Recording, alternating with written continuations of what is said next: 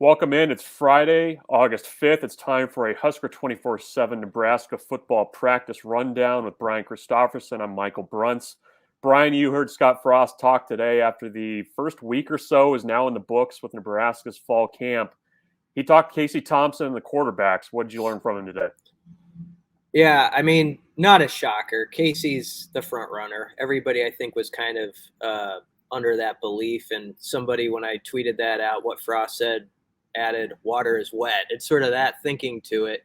And yet, when the head coach says it out loud, which I think he went a step further than he has to this point in basically saying he's QB1, I think that's worth something. And we're going to put that down in writing, and everybody can then say, yeah, I already knew that.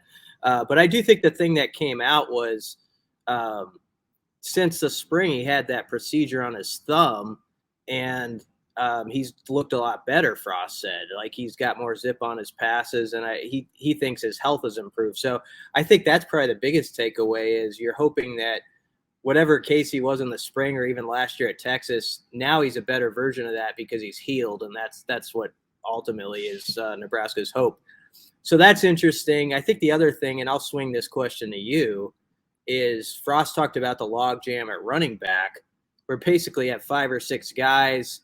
Ramirez kind of the leader, I think, of like as far as just like a leader of getting the guys going. But as far as who's going to be running back number one, that was pretty interesting listening to Brian Applewhite the other day. What did you make of that?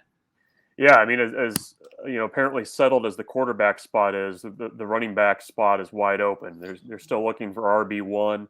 Nebraska has its first major scrimmage of fall camp on Saturday, and that's going to be really big for that group to kind of sort through who's going to emerge. You mentioned Ramir Johnson. You also have Anthony Grant, AJ Allen, the freshman, who is kind of Brian Applewhite's handpicked guy, also in that mix as well. Gabe Irvin's back, so there's a lot of guys there potentially to be the top running back, but not much separation. Brian Applewhite said he wants that decision to be tough. I think right now it is, and we'll kind of see how that plays out. But that position, more than many others, I think, is still very much in question as we kind of turn the page and start looking towards full week 2 of fall camp here. Yeah. When Gabe Irvin walked up yesterday, I was across the room from him. He's noticeably bigger to me. I mean, I think he added 10 pounds. So it's good to see him healthy again and see if he can jump into the conversation. So they have the scrimmage on Saturday. Next availability is on Monday. We'll have all of the coverage from that and kind of takes from the scrimmage as well. Keep it locked on Husker 24/7 for all of your fall camp coverage.